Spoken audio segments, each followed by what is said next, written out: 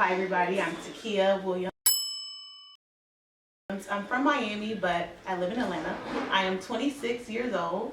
So in 2019, I graduated from Savannah State University with my Bachelor of Science in Biology. Tell us, how did you meet Dr. Dia? So I believe I met Dr. Dia in 2012 through Brandi. Okay, so how did you get involved with the H.Y.P.E movement? It's been so long ago. I believe it's all started, I think Brandi invited me to an event, and then I was like, okay, I like this.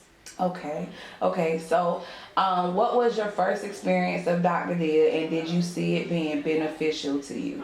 Yes, when I first met Dr. Dia, I'm like, man, this lady is so smart. Like, she is somebody that you really want to be around, you want to learn from and get to know. I like the togetherness, how Dr. Dia brings all this together and everybody can showcase their talent. And we can just see who's strong in this and who's strong in that. And I like how we all just come together and just make it one. Like how we have, like, you know, some people who rap, sing, do poetry, you know, podcast, all that. I think my favorite would be the Tupac Center, because I was able to help a little back scene, like with the lights, telling people who's up next. So I really enjoyed that. That was cool. How does hip hop influence your life? I feel like hip hop influenced everybody's life. I love how it gives the voice to the people that, you know, really don't have a voice. You know, they're able to express a lot, and it helped me to express a lot as well, finding music that goes with my life or what I'm going through at the time. Okay. It really helped me to come out of my shell. You know, I'm a really kind of shy person to myself, so it really kind of helped me come out of my shell to do and try new things. You know, and it just helped me just be a better person, I guess. Personally, it didn't stress me. I would say it blessed me because that unemployment was beautiful. Take that off. But no, honestly, it didn't stress me or bless me. I mean, I guess it blessed me because I was able to stay in the house and able to work on other things that I didn't have the time to work on while I was working. So it gave me time to kind of work on myself and like the things that I wanted to do.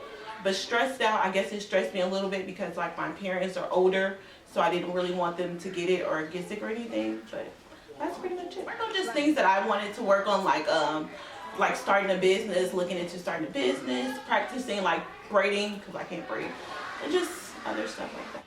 I'm Jaiee.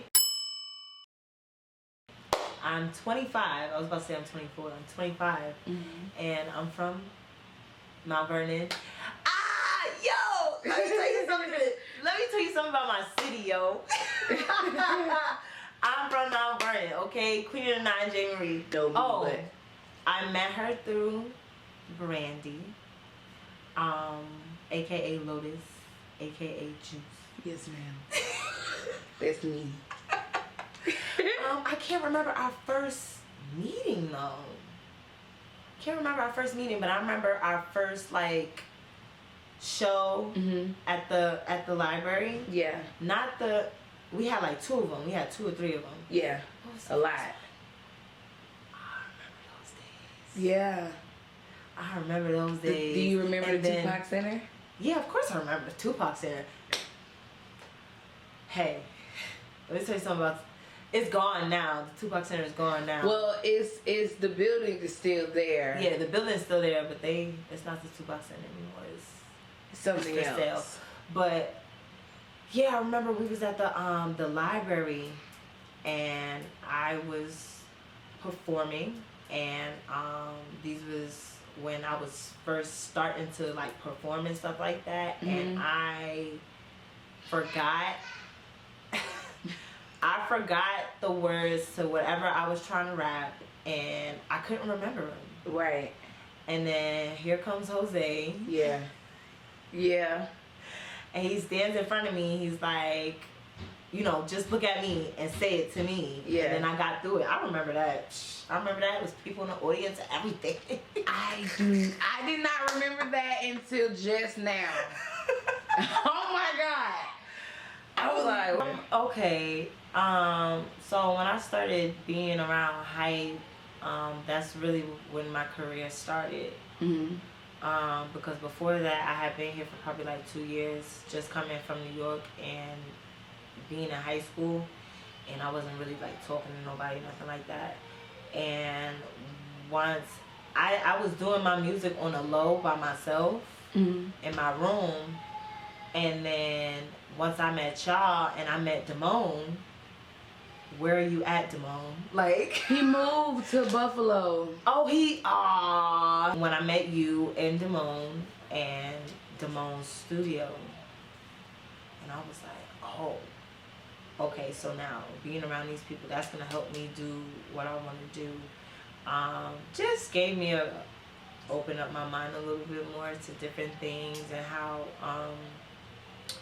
music, how effective it is, you know what I mean? Yeah. So, I mean, I already knew this, but it just resonated to me, yeah. Okay.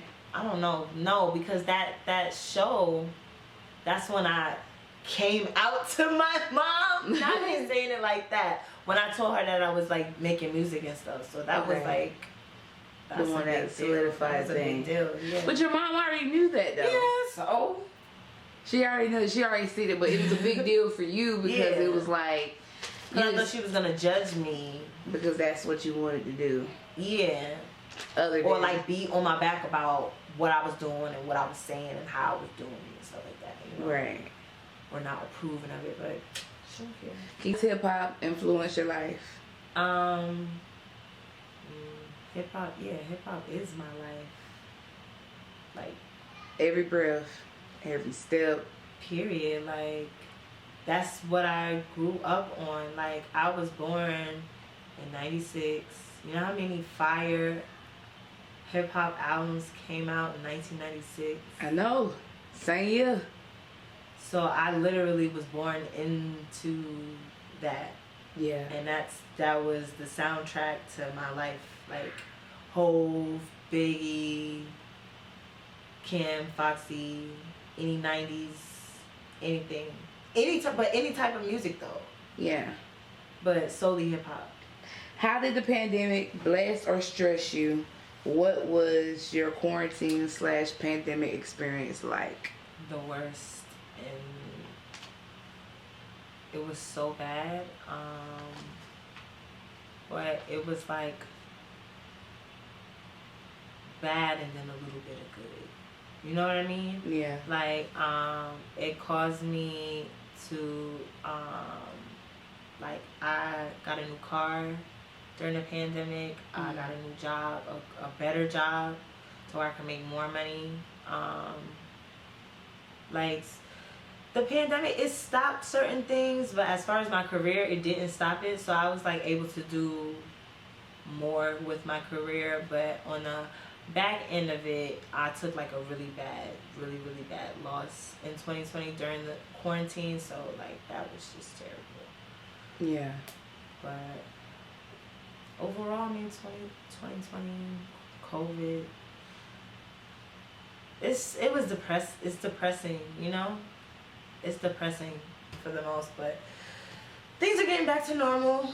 Rest in peace, everybody who died from COVID. Somebody's mother now. So, that's the biggest thing. I graduated high school. I didn't finish college. But that was cool because when I was in college, I met a lot of people who's still in my life now that have been helping me with my career so much and helping me grow, helping me with my visuals, with my studio sessions, with whatever to help me grow as an artist. So that is really good. That's super duper good. I've been doing pretty good. That's good. I've been doing pretty good. Going down now. And by the way, Different is streaming on all platforms, right? Anywhere you can listen to music, I'm there. Okay. Jaiee, 2 E's. And that's all your social media handles too, right? No. Instagram is everything Marie with 2 E's. Okay. Marie. Okay. Twitter, same Twitter is different. Twitter is Kiana. I told you. If I don't know nothing, you want Marie. If I don't know nothing, I know 2 things to show Marie. She different. I'm a Asianna Cox. I'm 25 and I'm from North Carolina. Okay, so can you tell me how did you meet Dr. Dia and how did you get involved with the H.Y.P.E movement? Forgot what grade we were in. I met her in high school. Mm-hmm. I think it was like career day. She came into one of our classes. I think the first, one that probably really sticks out, I really don't remember the first one, is when we were doing like training for the H.Y.P.E program. We were at a building and I think we were doing like coding and something almost. Like basically we're learning more about the program, what we're all going to be into.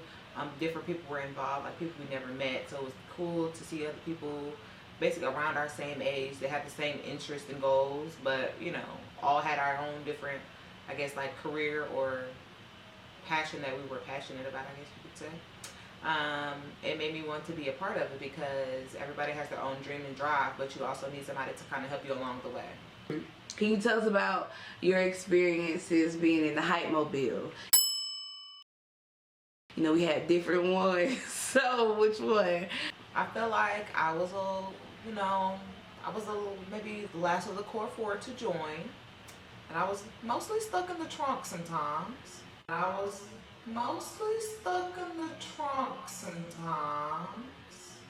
was a little hot. Okay, so when you speak of the core four, who is the core four? I'm sorry.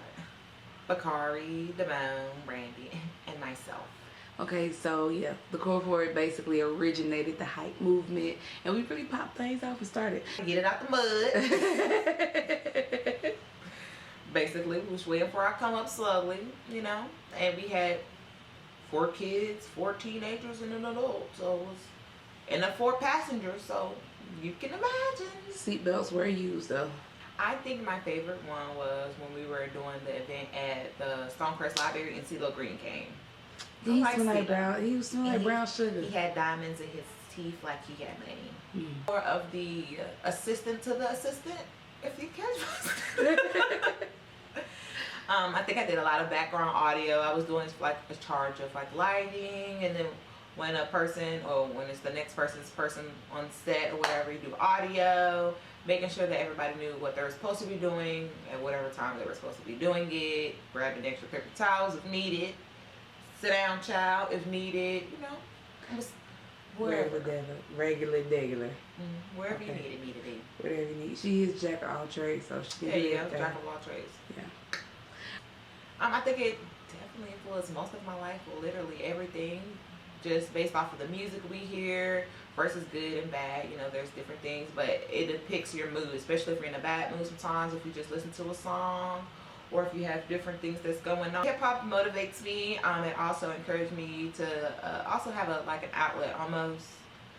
It just helps to relieve stress sometimes when you're just angry. It helps to listen to music or songs that I like. R&B as well, but you know, okay, definitely a good outlet if I'm feeling some type of way. I'm not a rapper, but you know, I got bars. Honestly, I don't know where I would be with Dr. Dia. She taught me a lot about networking and basically seizing opportunities when you have them. Never also being shy and just really taking the lead in certain situations. If you feel like you want to do something, just jump right out there and do it. There's nothing holding you back but yourself. And I can wear that on a shirt now. I think I was blessed as well as the stimulus checks that everybody definitely needed. I was a bartender at the time. I was a bartender and things were kind of slowing down at my job. And so that was like a good fallback, little cushion pillow for myself. It did that, like, of course the money I was making wasn't going to definitely be the same as everybody's in the house, and definitely precautions and stuff that we did have to take. I think it also blessed me because it helped me kind of venture off into actually thinking about what I want to do on my own as far as just like money and monetary value, I guess, because can't really depend on nobody. Just like just as businesses closed, like there's nothing I could really do. So I just feel like a fallback cushion almost, like I just really need to get myself and my business together, and it really just showed me that. I want to say, how do you feel about, what do you think the pandemic taught you about mental health? It's very important, especially when you aren't already in the mindset and then a disaster or worldwide disaster actually happens. It just makes kind of things worse and good at the same time. You worry a lot. I just feel like I seen a couple things where people were having like free mental health like chats and groups that were offering free for people, and I thought that was like one of the most important things, because who wants to be sick, suicidal, depressed, and just all of that. So it was like the cherry on top for a lot of people. So I think it's really important, mental health. Get it now. I am a full-time mom, full-time worker. I am currently working on becoming a full-time nail technician. In the future, I would hope to have a shop to where I would have women of color per se working with me and amongst me, and hopefully to branch off into some kind of way in the beauty market with my nails. Okay. Alrighty. So from now, it's been an entire decade. Well, I've known you a little bit over a decade, just personally. Knowing you and your family over years. It's been a decade since H.Y.P.E has actually been just going on and doing things inside of the community, and I'm pretty sure, like, as far as H.Y.P.E has evolved, you have evolved personally. So can you tell me about your high school self and how you evolved today? Like, of course there's major changes, but what were significant? Like, what are things that you can say that was good, that was bad, you know, what's different about yourself? I think in high school I was a little bit more conservative. I really wasn't the outgoing type to like really join like sports, groups, drama club, or anything like that. But now I try to be, which again, Dr. D helped kind of come out my shell a little more. I need to be, even if I do something alone, I know I need to kind of just step out and do different activities and explore other things. Those are one of my intentions that I did say I want to explore and start something new that I've never done, whether that being like a craft or a trade or just something different besides the normal. And I want to expand my brain, really, do stuff that I've never done. I don't know exactly what yet, but I'm working on it. What it is, they call me Charles. I'm from East Atlanta, Georgia. Well, really the east side of Georgia. I claim it all, man. Stone Mountain, all that, however you want to do it. I'm 25 years old. Okay, so what you into right now? Man, tattooing, a lot of tattooing, a lot of tattooing. I'm trying to get that off the ground. I got a project coming, man. 20 East coming real soon. It's been a long years in the making, so I'm trying to get that up. It's time. Okay, cool. And so, of course, that you're saying that you do music and stuff like that, and you rap. Yeah. Can you tell me, how did you meet Dr. Dia, and then how did you get involved with the H.Y.P.E movement? Oh man,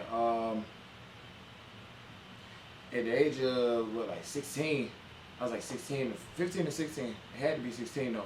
Like I started OFC, you know, at my church, which is like a little rap ministry, whatever, how you gonna do it. And can you tell what OFC stand for? OFC is On Fire for Christ. Okay. All right. Let's not get it twisted. But OFC is On Fire for Christ. You know, it was just me at first, and then, you know, I brought Brandi into it, I brought Jose into it, and I brought a couple other kids into it, and we was like this big group of kids, and it was just like 50 deep. You know what I'm saying? And it was my mentor in music at the time, and in radio, Brother T. Shouts out to Brother T, you know what I'm saying? And, Absolutely. you know, we were still, we were just deep everywhere. You feel what I'm saying? Doing our thing, you did. And, you know, Brand and Jose, they came to me with an idea, and it was like, yo, you should perform at Stonecrest Mall. And I was like, yo, that's kind of deep right there. What you talking about, like, that's a little deep. I'm like, all right, bet. We're going to do the Stonecrest Mall move or whatever. So, you know, I remember this exact day, verbatim. You know, I had to find a ride. First of all, I was 16 at the time. But, you know, Brand and Jose, they put me on, and I met the lady of many hats, Doc herself, a single mother, politician, entrepreneur, hip-hop therapist, everything. Some of everything that whatever you want to name, Doc done been in it. You know what I'm saying? And she basically, you know, was putting me on game that day. And I remember it was Donovan's birthday. He was young. Like, they big now. You see what I'm saying? So the day I met her, like, then the weekend after that, she came and saw OFC perform. She was like, yeah, you about something. You talking about something. You see what I'm saying? So that's pretty much how I, you know, got into the whole hype movement thing. She was basically putting me on, you know, what you trying to do with this, that. Like, you know, I'm there. What's happening? You know what I'm saying? I had just released a project, and I'm like, you know, what's the move? This and that. Well, I got this going on. I got this going on. I got this going on.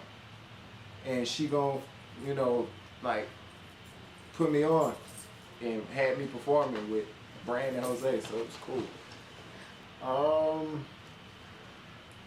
Yeah, I actually did see it beneficial, you know, because looking at back then and, you know, where I am now, like, the bars have gotten crazy, like, absolutely ridiculous, like, but every time I'm around Doc, it's like an energy of a hustler. She's always on something new, so, you know, it makes you want to be on something new, too, and that's the type of energy that I would love to feed off of all the time, every day, you know, to be around somebody who's on to something new, like they completed this and they're like, okay, I'm on this thing, let's take on this challenge. She's always taking on new challenges, so yeah, I absolutely seen it as beneficial from hype, absolutely. So speaking of energy, just me thinking back and reminiscing on your very first performance, like I've never even really thought that you even talked, because just the way you was, like, you didn't even have dreads, you didn't have none of this, like he was completely bare, like baby face, and just like you at that time you were hizzy, you know what I'm saying? And I mean, it does, it does, you know, still it's there somewhere in between, you know, the in between and the end, but just your whole entire demeanor just changed, and I really can respect that, because just you being yourself and not being afraid of what's going on and what's on the outside of what people gonna think, you know what I'm saying, just doing that. And then you did it at a church service, so which has made it even more better, even more doper, because, you know, I mean, not saying to this spirituality or religion or going to church or doing all that, because that is a part of, you know, our being. We have to be spiritual. We wouldn't, if we can't or we didn't, we really wouldn't last. But I just want to say I just appreciate just seeing the birth of that, you know what I'm saying, and just being able to just witness your growth. Like, you're a full grown, you talking about Donovan and them, like you was the baby too, like I remember. I was young. I was really young. We was all kids, now the kids with kids, you know. So, all right, cool. Let's go ahead and get into the fun stuff. So, what was one of your favorite moments or experiences with hype? Oh man, it's so many. It's so many. I have to say though, maybe my favorite experience was performing at the Tupac Center, like. The Hype Fest we put on it because during, what was it, like December? Yeah. Or during Christmas. That was crazy, like seeing, you know, everybody in their element for the first time, you know what I'm saying? As well as, you know, seeing Kiana, her element for the first time. I didn't even know she did film. Right. And I went to school with the girl. You see what I'm saying? Seeing you and your element first time, not for first time, but like, you know, seeing you and your element, because you did your element regardless. Seeing Jose and his hosting element, you know what I'm saying, and having me rapping and meeting Bakari and Damone. That was my first time meeting Bakari and Damone. They've been my influences since, like, and you know, they, especially Kari, like Kari's been like a big brother to me lately, you know what I'm saying, like with the whole freestyling thing, this and that, he always tapping in, you know, and ever since then, like, I just love the relationships I formed, you know, from that day, because people that went to school with me, they would remember me walking the hallway. They'd be like, "Bro, ain't you weren't you a ninth grader? Like, what is this? Like, you rap now? Like, and you fire." You see what I'm saying? Yeah. Like, so it was just kind of, like, I love the relationship and the love that comes together when, you know, we're all together and we're all in our element with Doc and, you know, the energy she puts out on us and what you call come to Jesus moments. Like, you know, we need to have a come to Jesus moment, let's get it together, you see what I'm saying? And that bring us back, we like, all right, let's do this, you know, and after the hard work and long nights of rehearsing and everything, we come together to make these dope events. Right. So that's what, that was probably one of my favorite moments. Not to mention the Hype Mobile, sitting in the trunk for the first time. It's really motivational, to be honest. Like, it's more of a, so like a, I don't really, stuff that I listen to, like, it more so feeds my soul and my spirit rather than, you know, like flesh. You know what I'm saying? Like, And don't get me wrong, it's okay to, you know, turn up this and that, because I'm actually, like, and I hate doing this, like, after artists die, you know what I'm saying? Like, I get into them, but King Von, yo, Yeah. rest in peace, dog, because he did his thing. He used to do his thing with the storytelling and things like that. So it's like when I got like a whole workout playlist, like, because I'm an unloader at UPS. You got to. You got to have that motivation, because after a while, you be like, I'm tired, I feel like quit. Nah, and especially now when they say we can bring our phones in, I created a whole little playlist of stuff that'll help, you know, motivate my body and be like, and my mind, and be like, yeah, let's go ahead and get hyped, because music has that power. It does. And, you know, certain stuff helps me when I'm upset or when I'm whatever. So yeah, hip hop, I have to say, like, hip hop has had a humongous impact on my life, as far as, you know, the past experiences that I've had, and even with my own stuff, like with my own music. Like, I didn't know, I got a song out called Lotta Glow. I didn't know that song would mean so much to me as it does right now.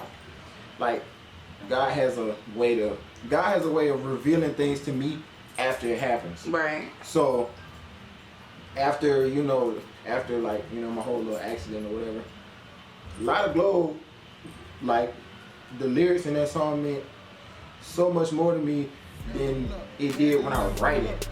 And I went back and listened to it, and I was just like, wow, I'm really impacting myself rather than something else impacting me. You know what I'm saying? So it was, yeah, hip hop has had a tremendous influence on me throughout my whole 25 years of living, pretty much. Not to sleep on myself. That is heavy on me. I remember a phone call I had with Doc a long time ago. I was still on the east side.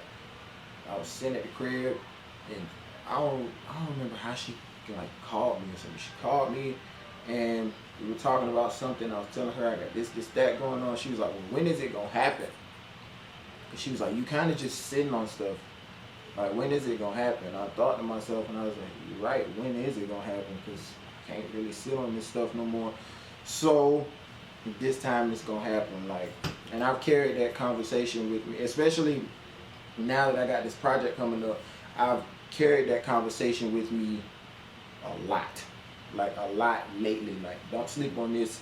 Don't, you know, just leave it sitting around. It's okay to, you know, step back and live so you can have something to talk about. But, you know, as far as sleeping on it, sitting on it, nah, don't do that. And if you're going to put your own money into it, fine. But it's going to mean more when you do.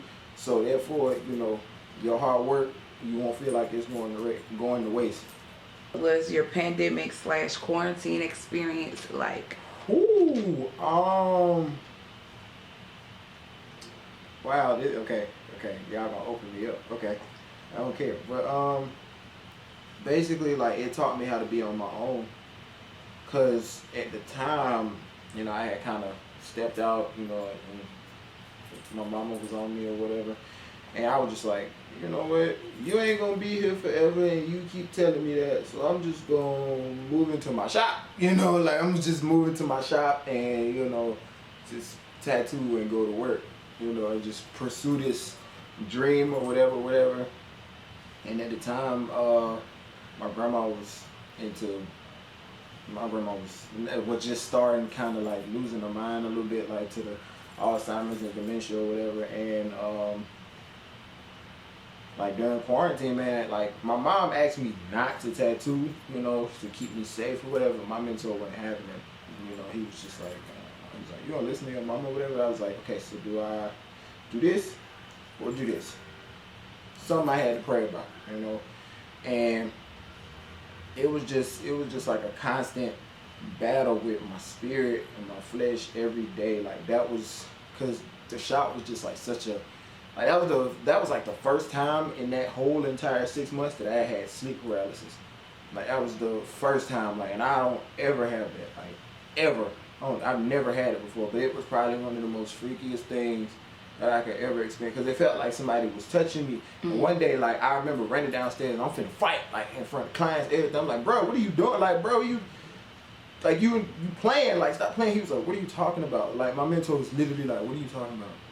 So, but I was like, yo, it was a quarantine, man. That whole experience like was an eye opener for me. It was like, okay, I need to, because at the time, I felt like I was kind of selfish, and I was like, you know what? Instead of being on my own, I need to, see what's up, like with my family and stuff like that.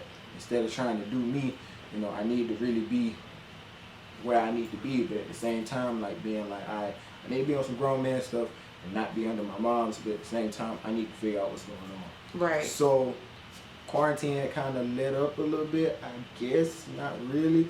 But the peak of COVID, I was in the shop and I was tattooing almost every day. But it kind of lit up and I moved back home with my mama. My mama was going to feed my grandma every day, and I was used to that. Like me being at the crib and then being like, okay, my mama not here, she want to go feed my grandma. And then like a couple months later, I was still tattooing, and I had which my current girlfriend, I was hanging out with her, this and that. And man, it was, dude, I was hanging out with my current girlfriend, this and that. And then later on that day, I got back home. I had started, like, my mama wasn't home again. And then my mama was like, I'm going to work. So I'm like, okay, that's cool. Go to work, whatever. It was Sunday night. I was watching some wrestling pay-per-view, but I was hyped. You know what I'm saying? Because that's my thing. I was hyped. So I was getting ready to lay down. I'm like, all right, let's go ahead and pack it in because I got to be on the job search. And I get a phone call. Like, my phone started ringing, like, on the bed. And I was like, it's my mama at 10 o'clock at night. I'm like, my mama at work. And my mama was like, how fast can you get dressed? And I was like, what? And she was like, grandma is going into transition. So I was like, and then instantly my heart fell in my chest. Like, I'm like, this is not real. Like, I'm about to lose my grandma. Like, are you serious? You know what I'm saying? So I couldn't really take that in. But, got dressed, and that was like my grandma's way of calling everybody together. Like, again. So it's like all my cousins and stuff, everybody, we sitting in the room. We just reminiscing, we laughing, we joking, it's not a sad occasion, you know what I'm saying? And, and at the time, like, we couldn't see her because, she was in a assisted living quarantine. They ain't having that. That home was not having that. My mama only, that's it. Because my mom used to get frequently tested, like, all the time. Because she worked in the hospital. She got some. So, maybe like 2 weeks go by. 2 like whole weeks go by. Like, my grandma perked up. Like, she started like talking again. I'm like, okay, like, this is not thinking nothing of it. And I had got hired somewhere. I forgot where it was, but I was in somewhere, like, I think it was like the Georgia Tech. That's where I was. I was at the Georgia Tech campus, and 2 weeks later, I was, at my girl house or whatever, and we chilling, and my phone started ringing. My aunt called. Like, the lady I call my aunt, it's like been like around South, like 11. My aunt called. It's 7:30 in the morning. And I'm like, this is odd. So she's like, hey, how you doing? This and that. And I'm like, I live with you. I see you every day. What the hell is going on? Yeah. And she was like, well, I just want to let you know, not to alarm you that, but your grandma passed 10 minutes ago. And I sat there, and I bawled. Like, I sat there, and I was like, okay. And I hung up the phone, and I bawled for a minute. And then my sister called me. And then my brother called me. And then a bunch of other people started calling me, like my cousin and stuff. And I'm like, okay. So that was some strength that I had to gather up to watch my grandma go. Mm-hmm. For somebody who's been here my entire life, that was at my graduation, that was, basically feeding us. Like, this right here is gonna stay around my neck, because this isn't no normal necklace. This is an urn. Mm-hmm. Like, it's got my grandma ashes in it. All the grandchildren got one of these. Okay. And it's a teddy bear because my grandma practically raised us. During the summer, that's where we was. Running out on the street in Buford Highway in the apartments getting dirty, you know, crazy little ghetto children stuff, like crazy stuff. So quarantine basically taught me how to be stronger, Yeah.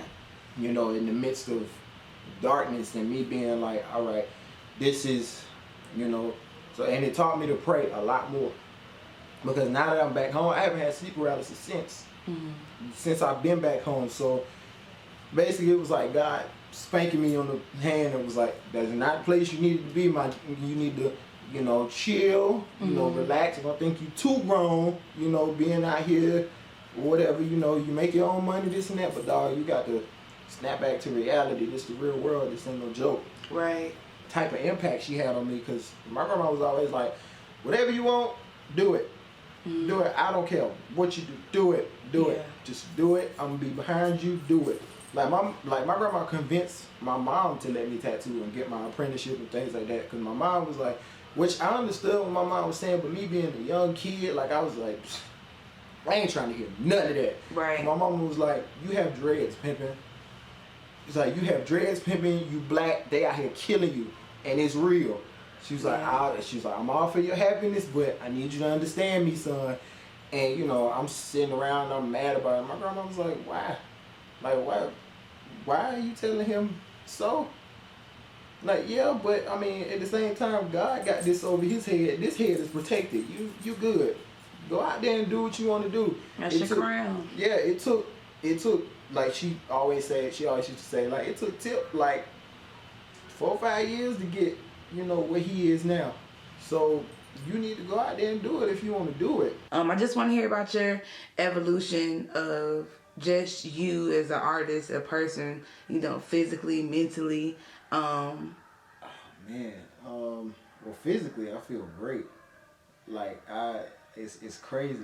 Like, physically, I feel, I'm trying to get my body right. You know what I'm saying? Like, for once, I'm like, after a while, you get tired of going up steps and breathing hard, even though I still do it. But now, like, you know what I'm saying? Like, I've never ever, like, MARTA will push you through a workout. It will. Especially when you're trying to chase a train. Yeah. I'll tell you that now. But now, I can make it down the steps in a minute flat. Yeah. Catch that mode. Yeah. I need to be to work on time. Yeah. It has to happen. And you're not trying to wait. It's too hot, it's too cold, it's too hot, too cold, whatever. I got to make my paper. Yeah. But my main motivation when I get up every morning is like, who can I impact today? You know, who can I do this today? Mentally, I'm stronger. Physically, I feel great because, well, first of all, let's start with the physical thing. Like, you know, I don't know if she knows, but you know, last time you came to see me, I was in the hospital bed. Yeah. You see what I'm saying? Like, last time you saw me, I was in the hospital bed. You know, I had recently been hit by a BMW going 35 miles an hour. You know what I'm saying? Like, going 52 to 35, sorry. Yeah. Trying to, you know, being on her phone, avoiding the bus, you know. And I haven't seen that lady since. But, you know, that was a unique experience for me as well. Right. Because at that point, like, you know, seeing my mom's, like, be sad for, like, the first time since my pops had left. Yeah. And being like, you know, somebody really tried to take my baby. Like, yeah. You know, I just had kind of felt like, well, this is it. You know, it's time to go. And Lord was like, excuse me, what the hell are you doing, sir? Yeah. You don't get your ass back down there. Yeah. What are you doing? Like, this ain't no, you know, time to go. This time tell your story, pimpin'. What are you doing? Yeah. So, you know, I haven't really had a chance to kind of really get into it and talk about it on a project and talk about the way I grew up and, you know, the people I used to hang around, the neighborhoods I used to be in, things like that. So, with, you know, especially with, like, the whole UPS experience, like, it's a workout every day. Yeah. Absolutely. Like, unloading 53-foot trucks every day. Yeah. Like, that's unheard of, but I'm number one in unload. Like, nobody's touching me, and nobody knows I have a titanium rod in my leg either. Yeah. But it's amazing, though, like, when I get off of work, I come home, and I sit down, and then I get up in the morning, and I pray, and I think to myself, like, I'm the number one unloader, and I have a rod in my leg. Yeah. It's unheard. Most people would even be like, I'm not doing this. I got a whole rod in my leg. I'm not using that as an excuse. I'm using that as a motivation to, you know, be like, this is, if I can do it, you can do it too. And that's just with anything, you know, if I can do it in this music, in this, you know, in this tattooing, whatever, I can do it. You know, and I also broke my hand. Yeah. Same hand I'm throwing boxes with, 70-pound boxes, all like close to 1,000 packages a day. I'm doing it, you know what I'm saying? And I feel great physically. Because this is the first time like, I've been this small. Mentally, I feel, since my accident, mentally, I feel way stronger. Like, because now, you know, like I said, with my grandma being my angel or whatever, it's like the motivation for me not to quit every day is real. Right. Because most people in warehouse jobs, they're like, I'm gone. I'm sweating. It's hot. This ain't for me. Me, I'm like, nope. I'm getting this 90-degree truck. And we gonna do it. You're gonna get it. No matter how long it take, we gonna do it. And I apply that to my life. Like, no matter how long it take, I gotta do it. You can hit me up on IG at Hustling Inc. It's 2 underscores in it. My main IG at They Call Me Charms. You know, follow that. You know, Joe, check out the freestyles, this and that. 20 East is coming soon. 6 songs plus a bonus. And I got some stuff for Kari. I got some stuff for Jose. I got some stuff for Brandi. I got some stuff for Doc. You know what I'm saying? I got a bunch of videos where all of them gonna come out. We just gonna culminate and we gonna chill. We gonna vibe. You know what I'm saying? It's gonna be a dope little scene. So yeah. All right. I am Jose Richmond, also known as Jose Crown. I am 26 years old. I am originally from Chicago, Illinois. Way of East Atlanta though. Y'all know what's going on. If I'm not mistaken, I think I met Dr. Dia at the Black History Month thing. I had just got through performing. You had snatched me off stage, like literally dragged me by the arm, like, hey, I want you to meet somebody real quick. I think you'll be perfect for what we got going on.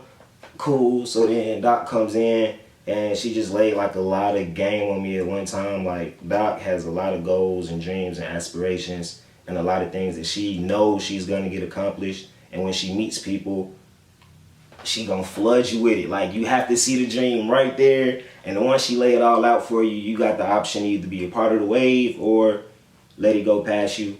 She definitely inspired me. And then just cause Brandi put me onto it anyway, I was gonna do it. Like, she could have said, hey, we finna go bungee jumping. We need you to jump off, but we gonna catch you at the bottom. All right, cool, let's go. I got you. You feel me? Well, you'll never have to worry about that in real life. So, you know, that's perfectly fine. It was Doc's spirit. Like, I've never heard anybody talk so passionately about anything in my life. Like I say, from day one, she lets you know, like, hey, this is what I want to do. This is where we going. Hey, whatever you can contribute, I'll make sure that we fit it in and make this like the bigger goal. So that's it, you feel me? Like, spirit alone, hands down. The memory that really had me hooked, like, okay, this is something that I can really get behind. Going to the MLK Center, going to his house or going to the church and just we spent that whole day just kind of in honor of him and just walking around downtown and kicking freestyles and just all types of stuff, the energy, the vibe, just what we were doing and the way that we were being looked at in the city, you feel me? Like, yeah, it's a big group of us, black kids, you feel me? You know what I'm saying? So we're down there and everybody looking at us like we on something crazy or we finna go do something vandalous or we doing something hood. Like, nah, like we actually out here being activists, trying to create change. We catching people in their best light. We're catching people at their most creative moments. And I just thought that was dope. After that, like, my dreams can take off here. You feel me? Being with H.Y.P.E, my dreams took off. Like, I got a chance to be in videos and create music and host, be on stage, talk to people, stuff that I naturally love to do. And it's been life-changing, honestly. I made businesses out of it, made money with it, and hopefully can continue a future with it. So, H.Y.P.E, okay. Y'all know what's going on. Memorable. Favorite moment? That was the one. The Peace Garden? Peace Garden. Okay. Hands down. Hands down. So can you explain your first experience at the Peace Garden? Alright, so for those that don't know, I was a Pac's kid. I was at the Tupac Amaru's Core Foundation on Memorial Drive before they took it away, sadly. It was dope. You feel me? Like, it was dope. It was dope. And they have this Peace Garden in the back. A lot of flowers, a lot of beautiful space, and these gazebos that you can just kind of like walk in, vibe out, chill. every time we went, when it was like a big group of us, when we were really in our like vibe and our mode, during summer camp, during just the year period, it was always like this vibe, like he was always standing over there like right with us. My favorite moment, we all out there crying. Like it seemed like it's sad, but it was so much love and it was so much, I don't know, man, like again, like passion and just that spirit of really wanting to be something bigger and do something bigger than ourselves and coming together to actually see it come true. The love, like the wind was blowing around us, you feel me? Like it was all these coincidences, and of course there's no such thing as those, so it's like the angels looking down on us like y'all doing the right thing, and that will probably stick with me the rest of my life, honestly, because at that moment I knew like I wanted to entertain people and impact people in some degree for the rest of my life. And that he experienced, me and Jaiee are standing in the middle of the empty water thing in front of the statue, crying, holding each other. Super emotional, super crazy, but it wasn't sad though. It was just like a beautiful moment. Like I say, I guess at that moment, like we all knew, like we bonded at that moment. We may not be on the best of terms, we may not be talking every day, but at any given moment, when it's time to link up, when it's time to go to work, when it's time to make some shape for H.Y.P.E, we coming together. Like y'all see here today. You feel me? We in here. Right. So how does hip hop influence your daily life? That is my life. Like honestly, that is my life. I don't do anything without music. Everything that I do is geared towards music or in some degree just being on somebody's screen. So yeah, music is life. That's it. Like that's okay, that. Man. Okay. First time Doc put us on stage, we was kind of like, we were just kind of going off just like the creative juices and just the natural vibe of all of us being around. The one thing that I've always took from that, at that library, just if you're gonna do it, go all out. Don't half step, nothing. If you're not gonna put the passion behind it, you're not gonna put the love behind it, you're not gonna put the energy, the effort, the grind, it ain't even worth doing. Like I've never seen Doc half step anything. Like anything that she's ever said she was gonna do, we made it work. And a lot of times, my personal motto, we gonna wing it. You feel me? Like a lot of times we are literally just going off of prayer and love. Like we gonna see this through because we wanna genuinely do it, and I've taken that into everything I do. You feel me? I wouldn't be where I am now if I didn't keep that. So yeah. So the pandemic. Overall, the pandemic has been a very humbling experience. Humbling as freak. You feel me? Yeah. I had a lot of background issues, a lot of legal issues that I was dealing with and facing. Sat down and did time for it, finally fessed up to it, owned up to it, did what I had to do, whatever the case may be. Humble. From being homeless to not knowing where my next check was gonna come from, to my car breaking down, to my mom with her cancer, to my friend overdosing, to other friend dying in a motorcycle accident. 3 of my homeboys got shot. You know, it was a lot, man. So humbling. The blessing came in though, because at that moment I had to cut off everything. I had to shut down, shut off, kick out, and fight a lot of stuff. And I had to really look at myself like, bro, you are tripping. You are tripping, and you are going down a path you don't want to be on. I had the time to sit down and think about it forcefully and freely when I was actually able to come back home. So yeah, the pandemic has been a blessing, because out of that, got my car back, got a house, not in mom's house anymore. Haha. Own car. Haha. And I have a really, really great job, you guys. I am a business owner. I am a property asset acquisitionist. So my job is to simply just get a bunch of houses, sell them, and repeat the process. I make a lot of money doing that, so that is a huge blessing. I have a little boy on the way. Yes, I will have a little one to carry my lineage. It's lit. I'm hyped. Oh, it's gonna be so dope. But anyway, yeah, the pandemic has been a blessing, because now we here. We locked in. You feel me? We locked in. Young Jose to be quite frank, I was some bullshit. You feel me? Like, I was some bullshit. What? They never thought you was What? Wait, hold on. Can you say it again, sir? You got it, Mike. For the people in the back, young Jose, I was some bullshit, man. But I say that to say, honestly, it was just, I put myself in a lot of situations I didn't have to be in, and I let outside influences and just people get in my ear, and it just wasn't who I really was. You feel me? I was trying to play a role that, while lucrative, not very smart on my end. Like, I'm a very smart person. Like, I really pride myself on that. Just using it the wrong ways. So yeah, young Jose was definitely like not that guy. Got a lot of stuff done, just wasn't the best person in the world. Growing up now, well, Jose that left Georgia and had to go take care of some other stuff in some other states, that Jose, better, but very naive and gullible to what the real world was like, only because I was transitioning from being comfortable, tucked at mom's crib, but living this so-called street life. Life slapped my ass for thinking I was that cool. You feel me? Excuse my language.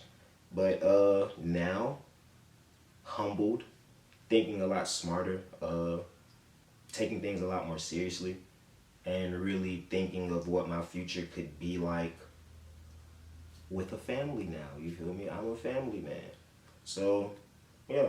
Now I definitely am a lot more grateful for my days. I'm a lot more cautious with my time, just because I don't want to keep getting caught up in the same stuff. So emotionally, I remove myself from a lot of situations. Physically, I'm never there. So I don't pop out much. So shout out to y'all again for even having me here, because probably would have been at home or in the studio or just doing something. I try to stay out people's face now. So yeah. Okay, so you already said that you was the big word, what's your title and stuff like that.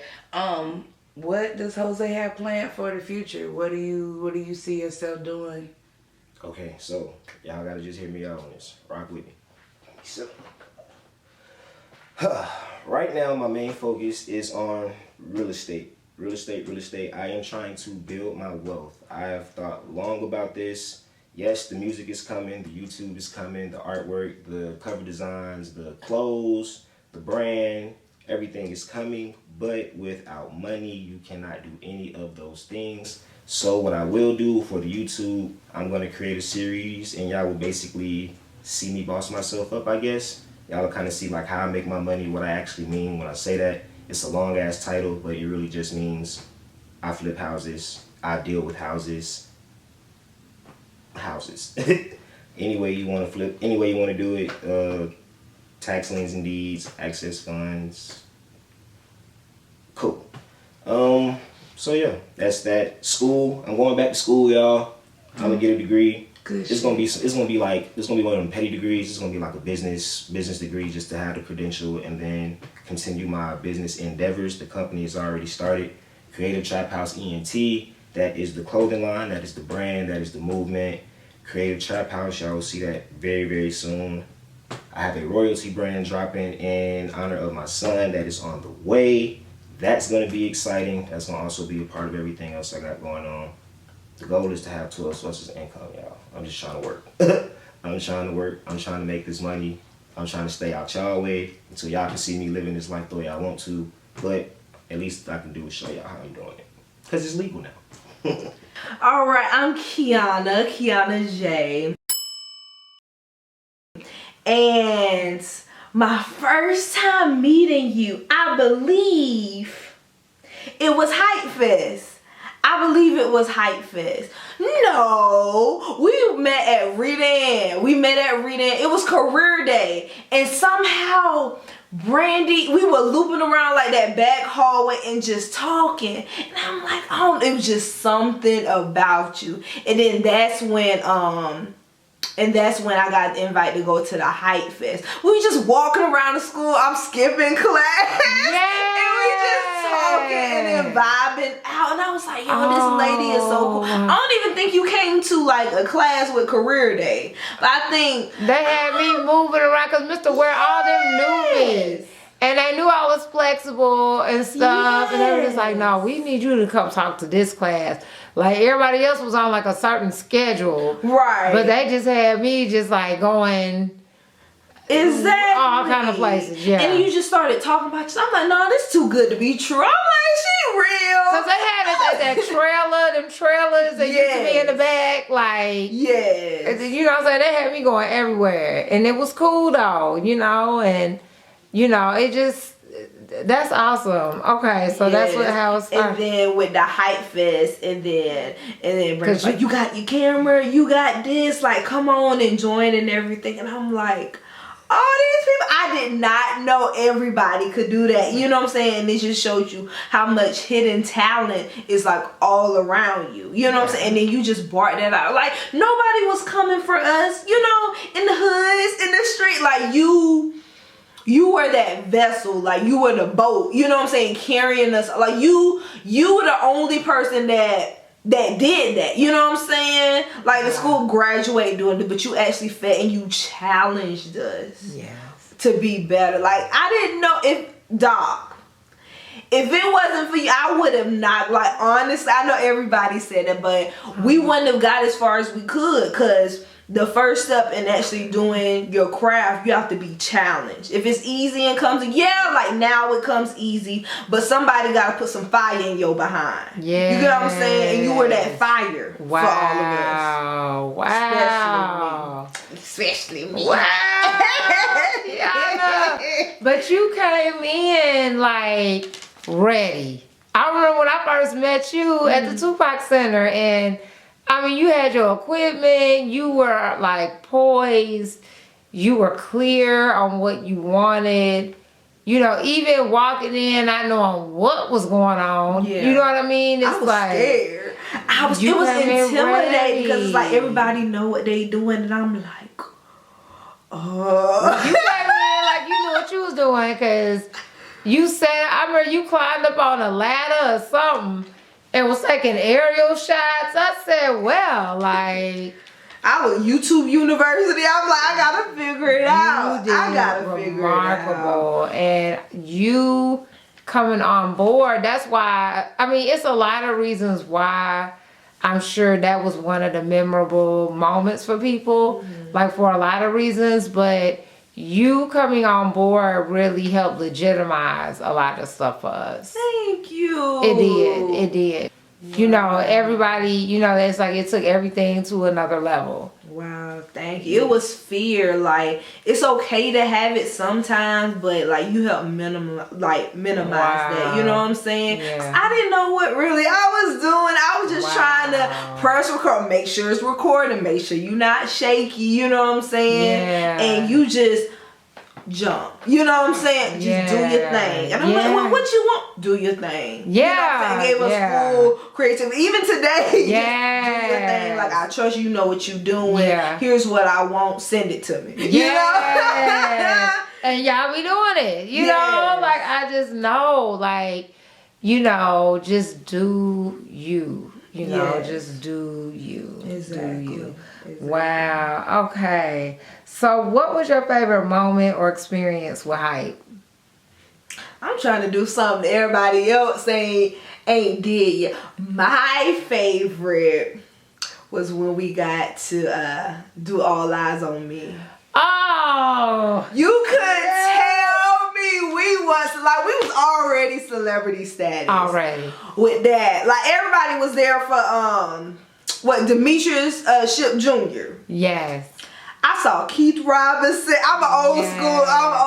I was like, because at first when I got the email, I'm like, I know this not what I think. And that came from Bakari mom. Yes. She's the one that put me on to doing it, and that's how we got it. When I tell you, I bragged so hard. Oh, to this day. So To this day. And What? I was like, okay. I'm like, is this for real? Because this was before I was about to go off. Right. And it's like, okay, you're doing something that's better for you, for your future, for stability wise. And then it's like, okay, you choose your dream of stability. You get what I'm saying? So I felt like I was choosing, but that time period that, you know, you hit me up, it went perfectly because I felt like, hey, I'm doing something for me before I go off into the military and everything like that. And then like people don't understand, you know, like family members, they don't understand like versus surviving and then just living in your craft and doing it. You know what I'm saying? You get judged, you get penalized. Like, oh, this not. What about the happiness? That's like even with jobs now today. It's like, do you choose stability or happiness? Like, why can't you have both? You know what I'm saying? And then that trust, hype, healing young people through empowerment. Like who comes up with that? Dr. Healing young people through empowerment. Because now you just giving out books. I'm like, this lady, God, she just doing this. But what you're doing is just wealth. You know what I'm saying? It's not just. It's just not on a basic level. It's top tier. You know what I'm saying? We haven't heard it. We like, cause when I read your book, I was like, how music, you never seen that before ever. At least I know I did. You know what I'm saying? Yeah, it was a first. And then we was part of Pop Click. We were doing the same thing. We using your curriculum. It's everywhere. You know what I'm saying? And just doing all that and having it all come together. So with that Tupac thing when we were on, I hate we didn't have our phone. That was the only thing. And just being there, being live. Well, Kiana, I think there's a picture, and it may be on what I sent you, of us on that bus. Yeah. That's the only thing that I got, a picture of us when we was on the little, remember we had to meet up at the little stop, and then the little, what was it, not trolley, but the little bus, you know, took us there. Exactly. Like, that's the moment I was like, I have to do film. Like, that's why I was like, because I was a little unsure about it. You know, I'm like, okay, what do I really want to do? I know I want to do something in the arts. But when you just see that and just paying attention to the people. Because you was watching everything. Yes, and we were in the front. We could touch them. You know what I'm saying? We was in the front. And then you had a conversation with them. And I'm like, yo, you can't make this stuff up. Like, they were drawn to us. We came in there deep as hell, and we was a whole ass vibe. Exactly, a whole vibe. Like outfit changes, all everything, that, man. Like all day, and people. I was like, oh, I'm part of. I did the All Eyes on Me. No, you wasn't bet. You know what I'm saying? And then H.Y.P.E did that. Like, you know what I'm saying? Your organization.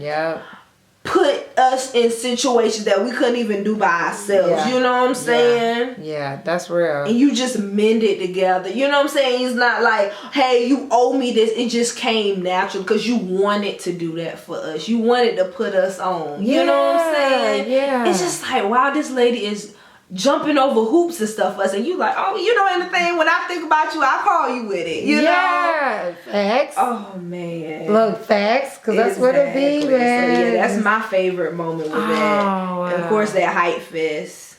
It just, but All Eyes on Me. Okay, so how does hip-hop influence your life? Hip-hop influences me. It just moves you. You just hear, hip-hop has history. You know, it goes back in time.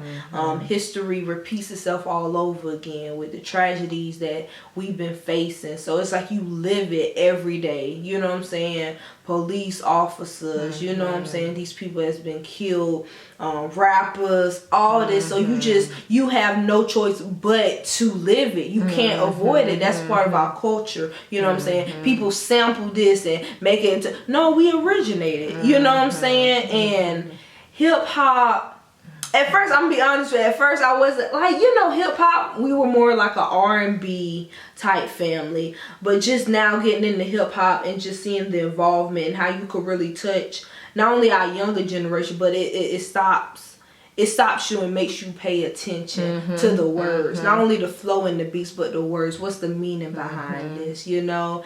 And once you dig in and really dive in it and start breaking down the meanings, you see that it's conveying the story. And you can't help to, you know, you can't avoid a story, you know what I'm saying? You can't avoid what's going on into today. So I'm just grateful that I've been introduced to that genre, and just seeing how from the Tupac Center to now to here, and just how it's evolved and changed, but at the same time, it's still always telling the story from the past to present. When I always think about you when I hear Chance the Rapper, because you're the one that put me on. What was it, coloring books? Yes! Listening to in the car. Yes! Dang, Doc, you got a good memory. Yeah, no, because I was not, I mean, I knew who Chance the Rapper was, but I wasn't hip to him. Like, I had never listened to him. And I will never forget, like, I had picked you up, and you was like, nah, Doc, you ain't heard Coloring Book? Like, we got to listen to it. Yeah. You just serious about it. It just touches Oh, you. man. It just hugs you just like that's what hip-hop do. It just hug you. And it's like nothing like that first time when you hear something. I was just like, what is my ears, like, taking in? Because that was like a whole different vibe. Yeah. That whole album was just, you know, he sounds different. Yeah. He sounds different too. Yeah, no, that was like, you know, that was necessary. So thank you for that. No problem, no problem. Yeah. So in 2021, how do you feel the hype movement or Dr. Dia has impacted your life? It's impacted me in so many ways. Number one, now in 2021, I realize how lazy I've been with my craft. Oh my goodness, life has taken over, and this moment right here with this reunion is reminding me why I all got started. My motivation is taking me back to the roots.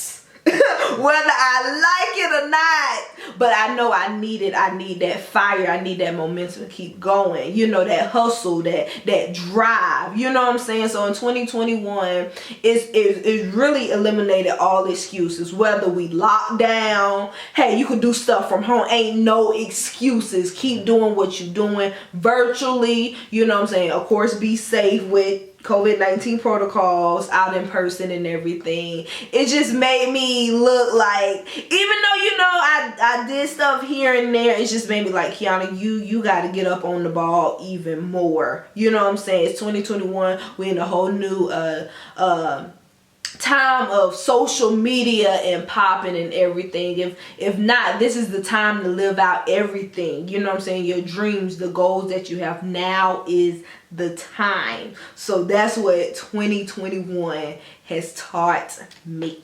Yes. And you doing it. So how did the pandemic bless or stress you? What was your pandemic experience like? Ooh-wee. The pandemic started March 2020, where like really hit. Because at first it was like shaky. It was like, this COVID thing turn around. Oh my goodness. I didn't know what mental health really was. Yeah. Until this pandemic. Like I, you know, went to grief counseling and stuff like that from losing my auntie and everything like that. I didn't realize how important self-care, feeding into yourself, and just recognizing your emotions. So that time, March, and then on back, like leading up to COVID, you just see how toilet tissue, that ridiculousness. And I was pregnant at the time, so oh wow. Yes. So my husband was leaving off to go overseas, and I was like, okay, being optimistic. He gonna be back in time for the birth. Couldn't make the birth. Tried the Red Cross, you know, doing emergency situations with giving birth and everything. He couldn't. It's COVID. I'm like, what the heck? I've been cheated. You know, out of birth, after having family to come home to. Like, I was really mad. Went through a depression. You know what I'm saying? Postpartum depression. And I really, really wasn't myself. Yeah. Woo! Went through a lot. Still going through a lot. But the beautiful thing is, I had a pandemic baby. That girl above her years.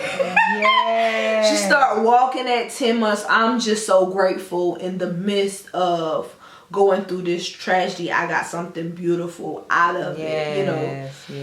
Yes. And just watching her grow and just having, you know, COVID kind of be the new normal, just being, you know, nice, nasty, and just, it just makes you aware. Going to therapy, just trying to vocalize my feelings and everything. And then, you know, when you think of your feelings and you're like, I know how I'm feeling, but I need something. First thing you turn on is music. You know what I'm saying? To try and connect your feelings. Let somebody else say the words for you, even though when you can't say them for yourself. You know what I'm saying? You're trying to pinpoint everything. But I'm so glad I saw the other side. So it was a very emotional roller coaster. Moving from the West Coast back to the East Coast. Yeah. It was just a whole lot. I don't know how I did it. That's by the grace of God. Yeah. And I'm really trying not to get emotional right now, but it's been a journey. But I'm grateful for it. I'm grateful for it. So I'm okay. Yeah. Cause when you in it, you just doing it, and you can't even take a breath to even look and process what you're doing, cause you still felt moving. cheated. Like, I'm like, okay, I want to get married like this, have a baby. Smack down. No, you're not. Like, what? Yeah. Are you kidding me? Can't have nobody in the room. Gave birth alone. Had to hold the doctor's hand. You know what I'm saying? And then, oh my gosh. But, you know what I'm saying? God puts no more on you than you can bear. Everything's for a reason. Yeah. So it just made me stronger. Put on my tough skin, you know. Yeah. When, you know, my next relationship, everything like that. Yeah. Guess I'm gonna have everything I want then some. Yes. You know what I'm Yeah. saying? But it just makes you get creative and really connect with God. And like how you said with that sixth sense, and just realize, hey, what's going on here? What do I need to pay attention to? What do I need to recognize, you know? So tell me about your high school years. Ooh, I was a do-it-all FBLA, which was Future Businesses of America, National Technical Honor Society, bag lady, had the lunch bag, book bag, camera bag, tripod, oh my gosh, band, all that. I was in all that, but you have to narrow it down. You know what I'm saying? You like, okay, what I want to do, the next thing you think after high school is college. What do I want to do as a career? What's going to pay the bills? What I'm going to be happy with? Where I'm going to travel? What I'm going to do? And I haven't really narrowed. Well, I applied for SCAD, Savannah College of Art and Design. I was like, I know I want to do film and photography. I know that. I applied, I got accepted on my birthday, and I was like, okay, this is what I'm doing, But you know, I'm not fronting the bill. My mom is. Packing up for the dorm room, this lady was like, you ain't going. What you mean I'm not going? She's like, I'm not paying that. That's a private school. You not going. So I'm like, what the heck am I going to do in my life? Like, I was like, okay. And I was like, okay, you got to suck it up and figure it out. Watching a commercial. Guess what commercial come on? A Navy commercial. And I was like, oh. And it was this TV show called The Last Ship. I don't know if you saw that now. It's like about the Navy. That show's a lie. And I was like, okay, it's not Army. It's not Frontline. Okay. I watched Red Tails. That's not up in the air, so I can't drop down. I was like, Marines. No, my uncle was a Marine. He crazy. I'm like, okay. Had a friend, Shanice. And she talked to me about that. And I was like, what type of job? Like, what do y'all do? And I was like, okay. And so, yeah, she was like, okay, what jobs? Like, what jobs I need to do? Or what jobs they have available? And I picked the cook. I'm like, I like to eat. I'm going to make sure I'm fed. Straight off from high school. And went off to the military 5 years. Wow. Came back, what, inauguration day, so January 20th, just came back from it all, and then trying to pick up the pieces. I'm like, wow, them 5, I was in California. I'm really mad at myself. I'm like, I really could have done more as far as like filming, being 2 hours away from LA. But you know what I'm saying, you reached out to me, we did some stuff like virtually and everything like that. And I think I came home and we did that far away video and concept. Yeah, we did something. Yeah, that what, 411 at the Patchwork Studio. Yeah, at the studios, that's what it was. That's when you put me on Chance the Rapper and all that stuff. Yeah, so after that, it's just been, I know I need to do better, but I just had, I had money then so I could buy equipment and do opportunities and everything. And that's pretty much all it is for me. Got married, had a baby, all that from high school. Yeah, that's pretty much the rundown. Remarkable life, man. I'm saying. I'm glad I got that motivation, momentum back in me again. Cause some people, some people lose it, but I catch it catch it, and I'm very grateful for this project. Put that feeling back in me again, So I'm just grateful, and I thank you. Doc. Yeah. What's up, y'all? It's your girl Brandi, aka Lotus. I am from Fayetteville, North Carolina. I am 25 years old, and I did graduate from the great and the only Extraordinary Reading High School. So, how did you first meet Dr. Dia? Okay, so I met Dr. Dia in my second semester of 9th grade in 2011. It was at the time, she was featured in Jet magazine, and it was like a cover with Halle Berry on it, and the game was like really out, and it was like one of the popular shows at the time. So I think they were like renewing that for another season, so it was like on the back cover. And she ended up coming to the school to speak, and the guy that presented her was talking like she was, I don't know, maybe I just misunderstood. I thought she was like a magazine exec or somebody that worked, like a journalist or something. And I was like, man, that sounds cool. I want to be a part of that. So I ended up just, being really intrigued to see who the person was coming up.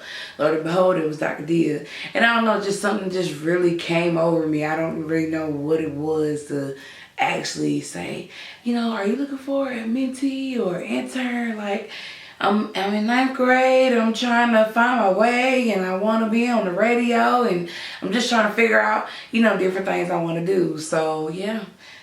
I ended up meeting up with her, and the crazy thing was that was in January. I had just turned like 15 years old. We met again. I ended up losing her information and everything. Like I didn't even get a chance to contact her because it was some way, somehow, I just ended up losing the number or whatever, or email, whatever she gave me at the time. All right, boom. Then we go to March of 2011. It was March 31st today. March is National Women's Month, right? Mm-hmm. And so Mr. Ware, shout out to Mr. Ware, he had gave me this slip to get out of class to attend this women's panel. I guess like different people just got selected. So I go to the panel. Guess who at the panel? Dr. Dia. I'm like, oh, okay, cool. So I'm gonna, I can't wait. I was excited. I was like, I cannot wait to go and say something to her. So after that, I ended up on some weird stuff, running into her at Food Depot. And that's how we really like just locked in. I introduced her to my mom, and the rest is history. Bad. What made you want to stick? Like, hey, let's go ahead and continue this relationship. Like, let me stay with it. What made me want to stay with it was just a different experience. I grew up as an only child. I don't have it. Well, I do have a step brother, but as far as like with my mom, I'm the only kid. So I just felt something different. Like, you know what I'm saying? Like, I wasn't somebody that played sports, or I was always active, and I was always like sociable and stuff, knew how to network and things like that. But, I was in 9th grade, I was trying to find myself. So it's like when I met Dr. D, she just made me feel comfortable and kind of just opened my eyes to different things. And we would do simple stuff, just like go to the park. It was just her conversation. Like, she would literally sit down and take time to listen to me and hear me and really, take the time to understand who I am. And it just really clicked, and it was stuck. I know one of my first experiences with her, our very first moment like hanging out was at Wade Walker Park, and we swang on the swings for like maybe an hour and a half, 2 hours. And I remember my mom and my grandmother was really like, skeptical, because they was like, we don't know her, and you don't know this lady, but you just need to be careful. But I was like, I'm gonna be fine. And she ended up come pick me up. We went to the park, and it was just, the rest was history. But it was like, even though she was an adult, she made me feel like comfortable. Like, I could just really honestly and truly be myself. You know what I'm saying? Like, I just told her truly what I wanted to do, and she was just like, you can do it, whatever you put your mind to. So let's figure out what it is that we could put you into, or what path that we can put you on to obtain and reach your goal. So that's what made me stick with it. Wow. So what was that your favorite moment, or do you have a favorite moment with H.Y.P.E? Okay, so I got two for that. So my favorite moment with the movement, it's so many, but I would say our production that we put on at the Tupac Center is one of the faves. We did a couple things there. One of my it's like a multi thing. I gotta pick one, but I love when me, Dr. D and Cherry, we was there, like Cherry was playing on the the turntables and stuff, and we was just having our own little party. Like, we was just lit, like we was just jamming and dancing and having fun, taking pictures. And then I love the Christmas showcase, because that was like one of our biggest turnouts. My little cousin Candace was a part of that. You were a part of that. Kiana was a part of that. It was everybody and everything that it could have been, and I was, a part, like, I guess, producing the event. I can't think of the technical term for it. My favorite moment with Dr. D herself was definitely when she took me, when they honored her and they made H.Y.P.E Day. I think, if I'm not mistaken, it was like in Kentucky or something like that. And August 4th is National H.Y.P.E Day. Well, so our day coming up, and we traveled to like Kentucky. We went to Indiana and Kentucky, and because there's like a little bridge that really like connects it. And she took me to Chicago. We went to the Grand Lux. We rode past like the little pier and stuff. Like, it was really, really dope. Like, it was really nice. Like, she really expanded. That was my graduation gift. Okay, I thought it cut off for some reason. All right, go ahead. Yeah. So that was my graduation. I graduated in 2014, so that was my graduation gift.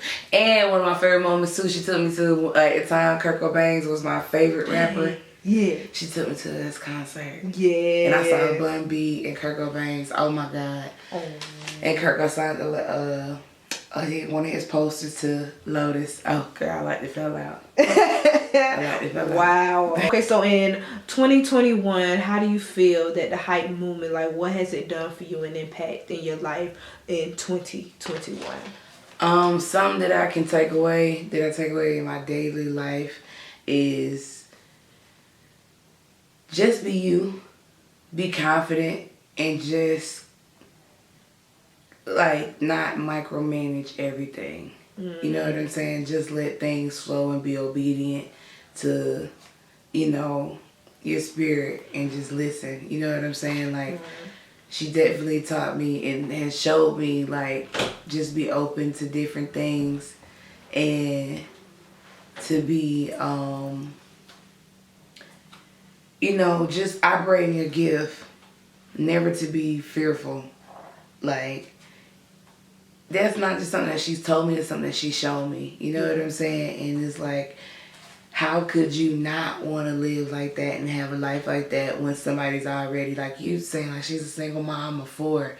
Like, she's been making it happen for a long time. Like, it's literally been, you know what I'm saying, 10 years. Like, it's been a long time. So just for me to see her doing that, not saying I haven't seen other single moms, you know, take care of their kids and do their thing, because y'all definitely do what y'all supposed to do.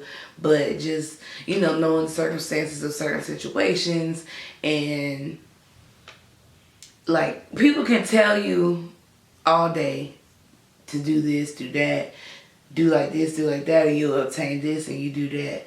But it's not about the words, it's about the actions. And she literally lives and operates that. And it's crazy because when I was younger, I used to think like, man, she just got it all. Like, she just powerful. Like, man, I bet nothing bothers her. Like, I bet nothing really, you know what I'm saying? But as I'm growing older, like, cause she's like a mom to me, then she's like a sister to me, and sometimes she's like a friend. Like, we there sometimes.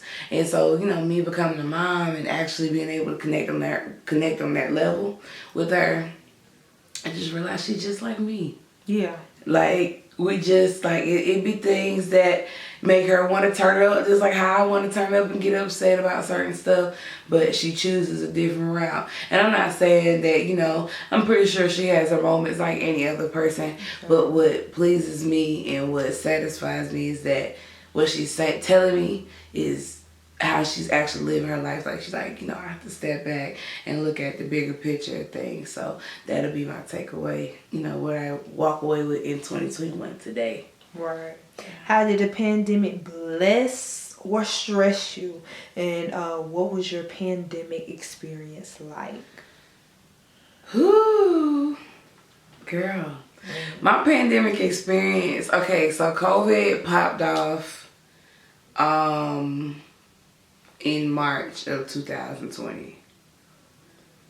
In April of 2020, I found out I was pregnant. Wow, that's when I was delivering mine, April. Yes. Oh my goodness. It was like, whoa. 2020 was rough. I'm not gonna lie. 2020 had a couple good rounds. You know what I'm saying? As far as, I feel like it was both. For one, I'll count my blessings first. What I did have was time to really relax with the unemployment. You know, different things they offered us, you know, the peace, the quiet. You know, me and my friends, we kicked it. We had a good time. Like, that was you know, because it was like, it really wasn't like, it was like a day out of school. Like, we couldn't go nowhere, so why not link up and do whatever and do things like that. But, of course, once I got pregnant, it just immediately changed. Like, my whole world just went from just Brandi to, okay, now you're incubating a whole new life. So what is it that you're going to do to make your child comfortable, make your child count? Then we're in a pandemic. I'm scared. Like, we got to really be 6 feet away from people. I ended up getting a job. Like, I don't know why I did that, but I ended up getting a job because I was just, I don't know. I don't know why I went to work, because I should have been collecting unemployment the whole time, but I didn't. I ended up getting a job working at Walgreens, so that was a different experience. So I could say that was a blessing. How it stressed me, of course, as every other story, you know, being a single mom, that was pretty much, if it wasn't for my friends, my family, and my mom, like, I wouldn't even know where I would have been by now. You feel what I'm saying? Like, that was deep. I felt different. Like, but 2020 definitely shifted me in my mental too, and my spiritual, because I had to learn how to just depend on me. You know what I'm saying? Like, and how to just really hone in on what it is that I need to do, what I want to do, and how I want to feel, make myself a better person. My son was born December 25th, 2020. That was a blessing. Christmas Day. Wow. Yes. Yes. He was born very healthy. Baited out. I was in the hospital for a little minute, but everything was good. Just learning how to be a mom, man, and just when you pregnant, you miss out on all the fun. Everything just completely stopped. So it was like the world stopped. So I'm already in the house because it was a pandemic, because we're quarantining or whatever. Now I'm actually in the house for real, because I really can't go nowhere. I'm about bigs, I don't know what. It was just a lot, you know. It was just a lot, just realizing things wasn't what it was or what I thought it could have been. You know, that really just blows you when you think that you had this, not necessarily fairy tale, but a good situation, and it didn't work out in your favor as you think. But I think it ended up doing it. I mean, I'm sorry, I lost myself. I think the situation that I wanted to work out for me, it didn't. But I'm thankful though. I thought it didn't work out in my favor, but it did. So, day by day, man, just trying to heal. So the quarantine did teach me how to be stronger mentally, physically, emotionally. Now I'm just trying to get back to regular life and operate in whatever great way I can to not fall back into that slump, because postpartum is definitely real. Especially it's a lot. Your baby can't go this like, because it was a pandemic, I couldn't have nobody going doctor's appointments with me. So everything I went on my own by myself. Like, my mom would come, but she couldn't come in with me. Like, you know how people get to look at your ultrasounds. I didn't have that moment where somebody can look, and then, you know, they have these rules where you can't even use your phone to, like, you have to actually just take pictures of it. You can't even be recording, be on FaceTime, none of that. So it sucked a little bit. I feel like I was missing out on certain things, but at the end of the day, it was a 50-50, a catch-22, really. You know, 50-50 situation, so. But yeah. Upcoming projects you got. What's in the works? What's in the mix? Who you want to work with? I want to work with Kiana TV. I want to create some more projects with you, ma'am. I feel like me and you are a great team together. Yeah, definitely. I feel like we bounce off. We're very one and the same. Who would I really, really like to work with? It's a lot of people. Throw me in there. Or like a show you like to be featured on, radio shows, all that. I would love to be featured on the Greg Street show. Greg Street. Or on V103, or Streets 94.5, the morning show, or the afternoon show with DC and Ryrie, or the evening show. I do want to work with Hizzy on his album with some more spoken word. As of now, I'm not going to cap to y'all. I'm not going to say that. I do have a couple moves. Some things I can't really speak about because I'm not really sure yet. But I am working on a transition for myself, whether it be in the state that I am in or not.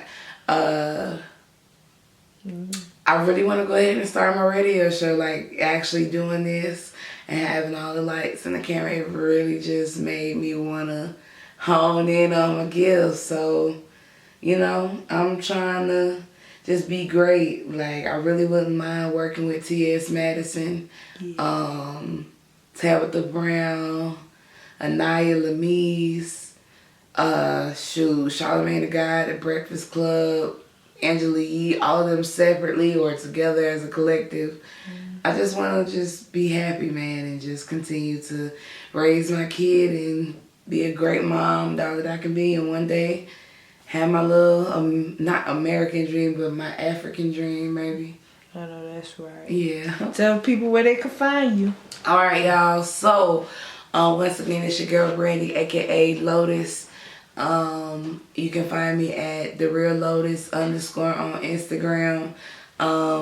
It's Love Lotus on Twitter, but I'm getting that popping. So, yeah, man, y'all make sure y'all share this documentary. #HypeX, #Hype10 reunion. I appreciate y'all for tuning in. Kiana, I appreciate you. It's a motherfucking rap. These busters, they don't know it here. I shine here. I flow up on the MIC. You know it's me. I gotta get the dough. See you messing with my cheese and you messing with my paper. Keep on playing with me. I may help you meet your maker. Get cut like the director. We really about that action. Know just how we coming.